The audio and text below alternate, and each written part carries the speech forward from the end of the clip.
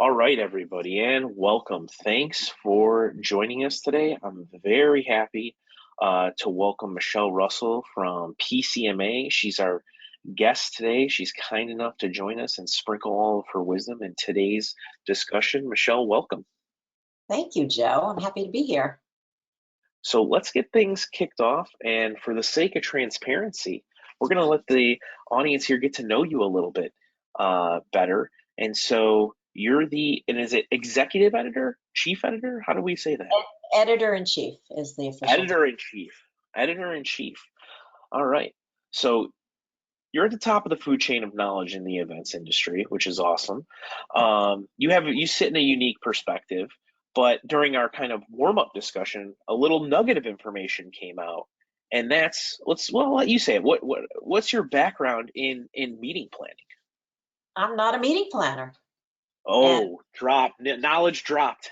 And that is something that I have really said a number of times is I write about stuff for you guys, but I don't do what you do. And I have so much respect for what you do, but I'm really aware of the fact that I don't daily do. I've never done an RFP for an event, never signed a contract for an event. I've never looked at the food and beverage. I just don't tell planners what to do. I like to share research and let planners talk to each other about what they do. So that's our kind of case study approach. Love to find the really innovative events and speak to those planners and ask them to get into the nitty-gritty details to share what worked, what didn't work, and why. So is it fair to say then you're a champion of the planner without having a history in planning? Yes, I'm a champion of the planner. And I also feel like because I'm at this kind of perch, I get to see all the great stuff that events accomplish. And I think that when you're working on something, just on the logistics, and sure, you have your mission statement and your goals, but you're so focused on this that you don't see the larger good that events accomplish in the world. So I really feel like medical events, scientific events, that's where the breakthroughs are shared. That's where people who are really doing important work get to talk to each other and collaborate, make those connections that, maybe that'll be the next great invention or initiative. So I think that's what I also try to bring is just this constant reinforcement that it may look like you are just doing this little job, but it really has big impact. The multiplier effect there, but I think just one of the things that strikes me, I like that you use the term perch because I think that's actually a perfect word for it.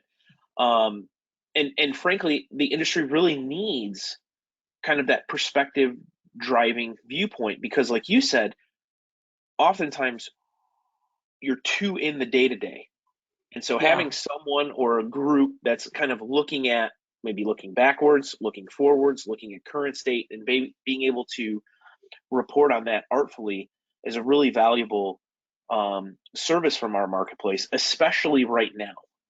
And so maybe take a second to just talk about how you kind of view current state of the industry from that perch.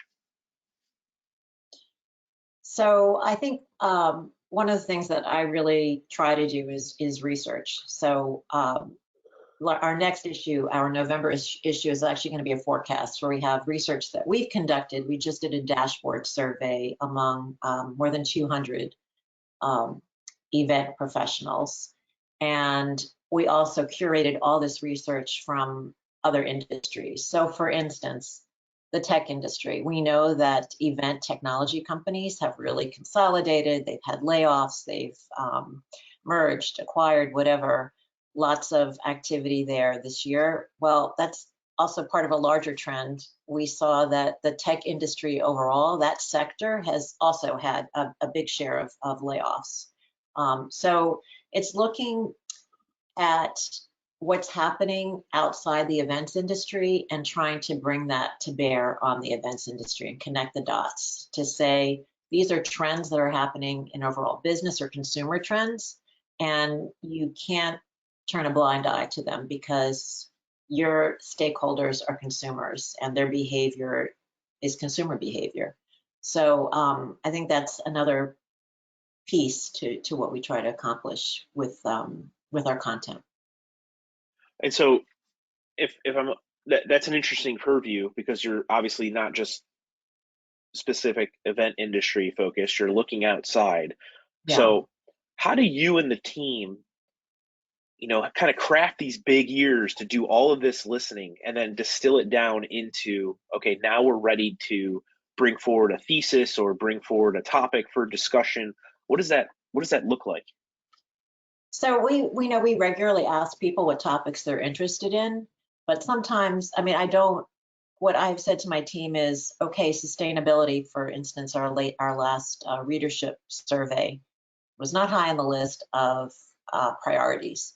And I totally get that because I think there are so many other challenges that event planners are dealing with today in terms of, inflation, rising F&B costs, rising AV costs, changed consumer behavior because maybe their attendees got very used to consuming content online, all of those things. So sustainability maybe takes the back seat.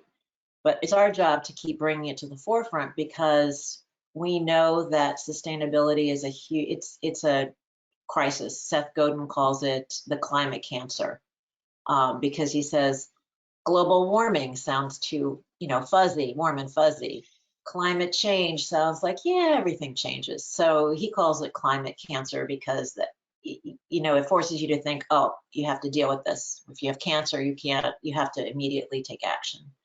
Um, so another thing we try to do is, so we'll bring that in and then we talk to best-selling book authors, and ask them to apply their insights to our specific industry. And the cool thing about that is that most of them are in the speaker circuit. So they've gone to conferences and they've observed from their own perspective what works and what doesn't work. And most of them are able to apply their area of study to provide insights to our practitioners. And I love that. That's one of my favorite things is really getting them to focus on our industry and provide their insights because they're totally outside the industry and that's just a valuable viewpoint. Yeah, that's really interesting because you could bring up anything, but it occurs to me that understanding what to focus on has to be one of the more challenging aspects of your role, and then packaging that in a format that people want to consume, right? Right, There's also that axis, I guess, that you need to look at across. right. Um, so moving from current state, what are you seeing go forward for the events industry, and maybe twofold? What are some encouraging trends that you're excited about, and maybe what are some things that you're less excited about, or more like a caution flag that you're throwing on the play, so to speak?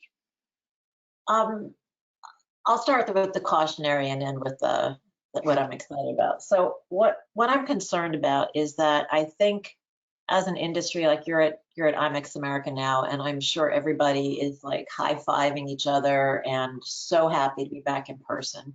And I've been to a number of industry events, and it's really palpable how happy we are to be back, seeing each other face to face and doing what we've done for years. But we have to remember that we're in the business of bringing people together, and maybe our actual stakeholders and attendees, I'm sure they have a pent up demand. There's a pent up demand to meet in person, but I think we have to remember that this is what we do for a living. So of course we're excited to be back in the thick of things. What I saw in the latest dashboard, and I'm going to see if I can pull it up, is we asked planners, what are your intentions for 2023, the first and second half of 2023? Are you going to have in-person meetings alone? Or are you going to have them hybrid, which is a mix? Or are you going to do just online? And nearly half said in person alone, no digital component. Um, And I get that, because what we have also heard from planners is that it is extremely difficult to do a hybrid event. It is expensive. A lot of them have a reduced staff as a result of COVID, and it almost takes like two staffs to produce a really good hybrid event, depending on how you do it, because there are different ways to do hybrid, obviously. But it's concerning to me that you would kind of just ignore all of the gains that were made when you had a digital event, where you were able to increase your audience because there were no barriers, no transportation barriers, where you were able to present content in a different way, where you were able to be a little more innovative, and to just sort of like put that to the side, I think is really a loss. I also think that we have to be realistic, as I said, about sustainability. There are going to be, from what I've seen in articles like in Nature, there are going to be audiences like scientists who are not going to want to travel because they are concerned about their carbon footprint. And they're going to be very happy to consume content online, and that's the way they want to receive it. Even, medical people who have extremely busy lives and they have to do continuing medical education credits. A lot of them will opt to just do that online because it is more convenient and it's a means to an end for them. So that concerns me, is that we would ignore that there's this opportunity with hybrid. I think what I'm excited about is that, and I spoke to the authors of The Upside of Uncertainty for our last issue, and they said that this is a very, and we know this is a really uncertain period. We really don't know what to expect. But the upside of that is that that's where you can take the risks, and that's where you can experiment. And so I'm excited about the fact that we have this opportunity, depending on your organization, if you're able to sell that to your leadership, that you should start taking some risks, doing things differently, because the 2019 playbook is just not something you can return to. We have to think differently. Our audiences have changed. People have changed. We did a mental health issue a few issues back, and that was probably our most talked about issue, because I think people really responded that, hey, it's okay to talk about the fact that some of us are still struggling after being in lockdown mode, and so many changes have taken place. So I think that there are so many opportunities if we just like open ourselves up to the possibilities.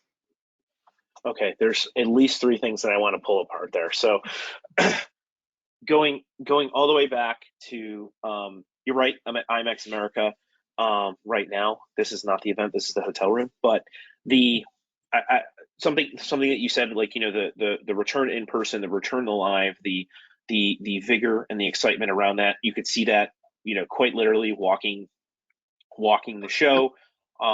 Agreed with your sentiment on the the pent up demand component. And I would say that the underlying theme, at least from about 24 conversations that we've had here with organizers, event owners, or event agency individuals responsible for setting up experiences for large corporates in general, is this return to revenue kind of theme.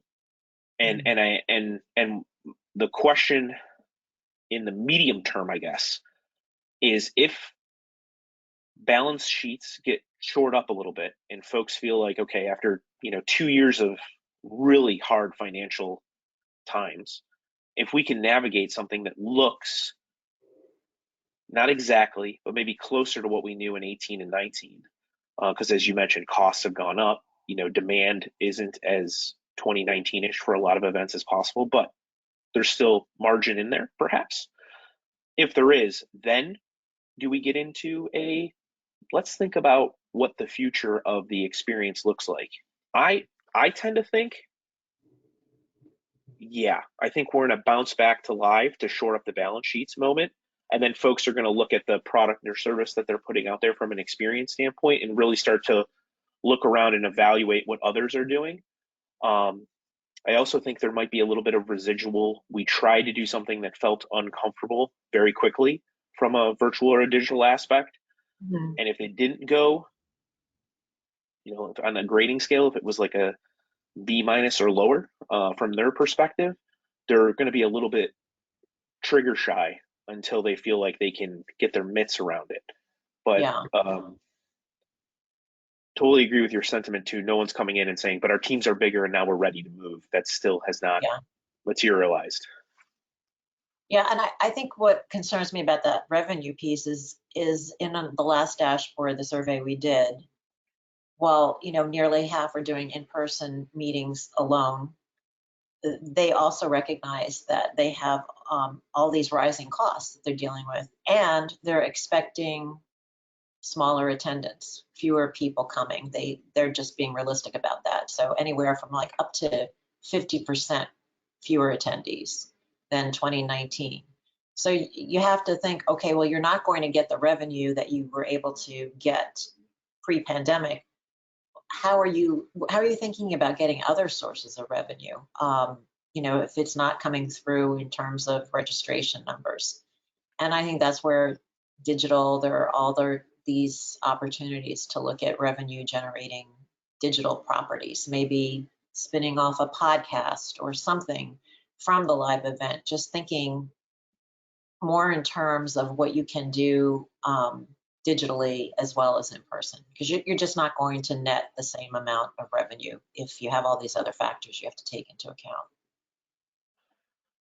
And so just following up on that, do you feel like right now the and we can debate on what the term of a hybrid event kind of is, but do you feel like there's a model that folks could replicate, or are we still in this discovery of what a more or a better solution looks like with a combination of live and digital? I think we're still in discovery, and I think it's different for every organization because you really need to understand what it is your attendees are looking for, and you need to understand that digital and in person are two separate experiences. So I think there's more pressure on planners today to make sure the in-person experience is worth people, spending the money to attend and taking time away from their families and their jobs to go to. So it's got to be even more special than it was before. I think there's been more of an emphasis on networking rather than the content, because you can get content online. It's a different experience from being in a room and seeing a speaker in person, obviously, but if content is your goal, you can get that online. It's the experience, experiential. It is the opportunity to talk to colleagues, and I think that's why there's more networking and white space being built into on-site programs so that people can really leverage that.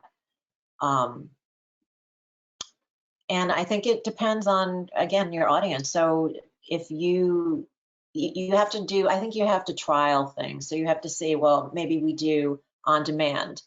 People say they want on demand content, video content, but we've found at PCMA, not a lot of people do that after the event. So they say they want it, but then it's an expensive proposition and you're not really getting the uptick. So I think you really have to see what it is your audience is not only saying, but how they're behaving, right?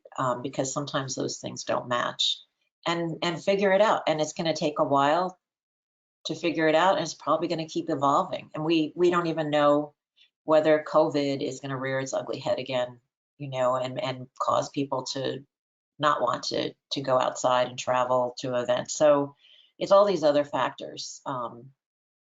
You have to I think it's just a matter of trying to figure it out and take risks and experiment. And so this is it's interesting to hear you talking about taking risks because that's obviously an environment I'm pretty comfortable in, and I agree when it feels like you're closer to a market bottom, you should be taking the risk. That's if you're mapping against kind of the startup ecosystem, the best companies are usually created at the worst times.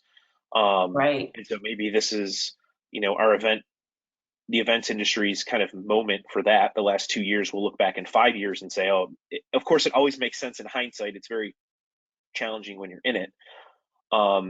But one of the things that you mentioned earlier was that Nature article, and I think having looked at it as well in our previous discussions, there was also a diversity of um, I think participation in how women were able to attend events as well. If you could just kind of elaborate on that from your standpoint, because I think you know you pointed out a couple of things in our pre-webinar call that I thought were particularly strong. Yeah, I mean, we've seen studies where they say women, again, remove the barriers. So I have a daughter who's an emergency room doctor, and she has a 2-year-old. And she said to me, Mom, I'm not going to go travel to a medical conference, even though I need, continuing medical education credits. For me, it's far more convenient for me to get that online. I can do it around she works crazy shifts, so she can do it around her own schedule.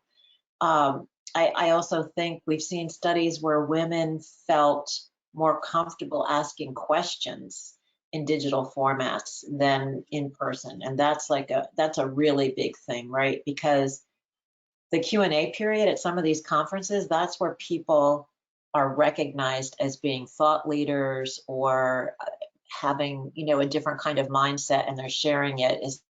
It's an important thing, the Q&A um, for some sectors. And so the fact that there are studies that show that more women felt comfortable asking Q&A in a digital format or participating in the chat more it allowed them to have, more of a say, more of a presence or engagement in the event.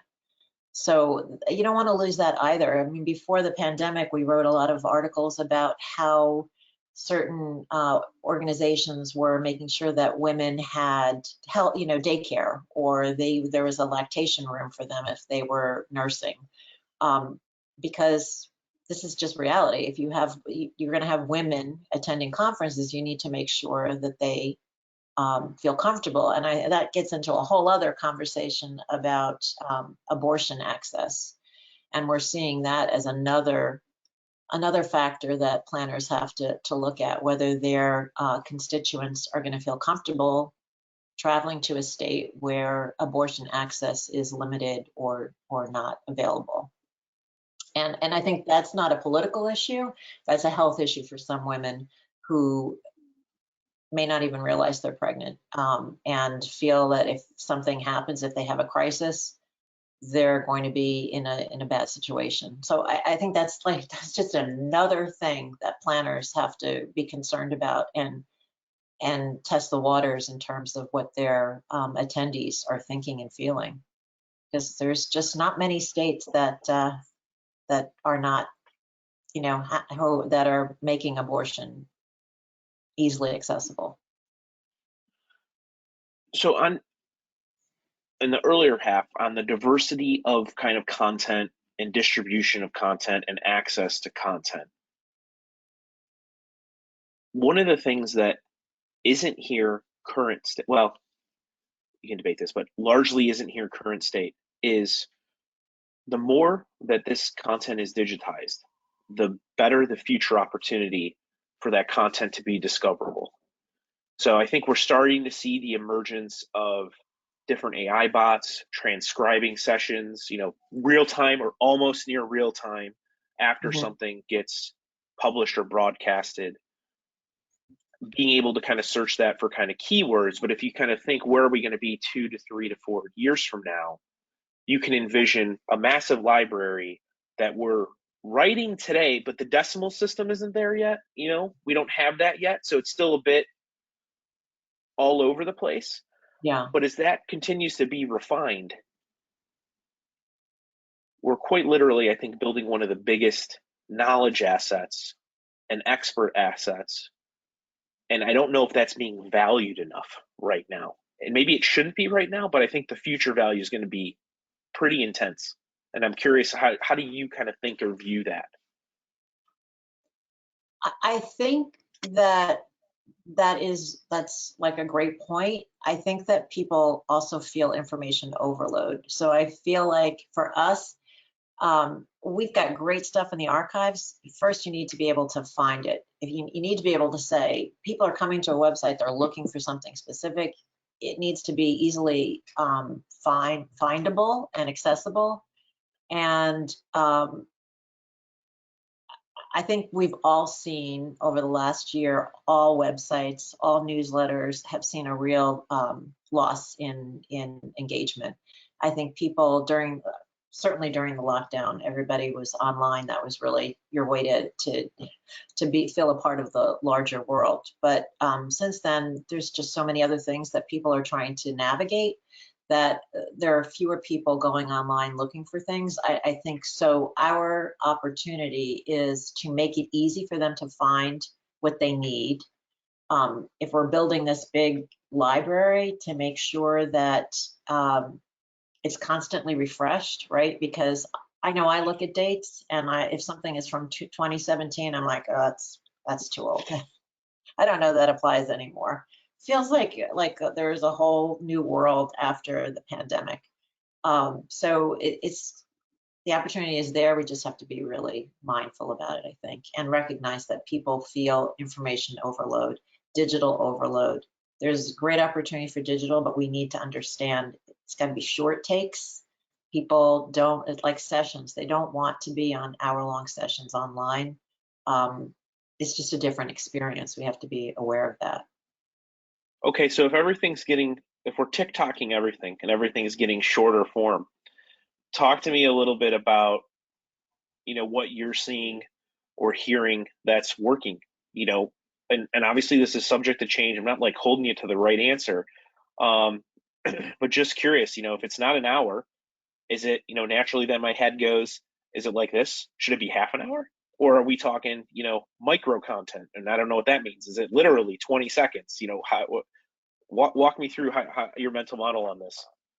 I think it's a mix of that. As long as online, you have the opportunity to make it interactive so that people aren't just sitting there absorbing it, right? So that maybe there's a Q&A portion, you break it up, people can go in, we've all done those Zoom rooms with varying levels of success, but just mindful that it's really hard for people to sit in their chair for an hour-long session unless there's something in there where they're able to take a break or interact or something, and not just on chat. I love podcasts myself, and I've been pushing for us to do podcasts, and I think they work because people can multitask when they're listening to a podcast. They can do their chores, or they can take their walk, or they can run, and at the same time they're feeding their mind. So I think that's a great opportunity for organizations to take their content and put it in a really interesting podcast, because that I think there's an appetite for. That's fantastic. I think we can go on, and I really appreciate you taking the time today, Michelle. This has been absolutely awesome. Thank you. I'd like to thank our channel partners. This list is growing. You're going to see a new slide. Happy to say next week on this front with some new channel partners. And as always, we're constantly building integrations to our BearIQ platform. Michelle, this was awesome. We got to have you back. Thanks again for joining us today. Thanks, Joe. This was fun. Thanks, everybody. We'll see you next time.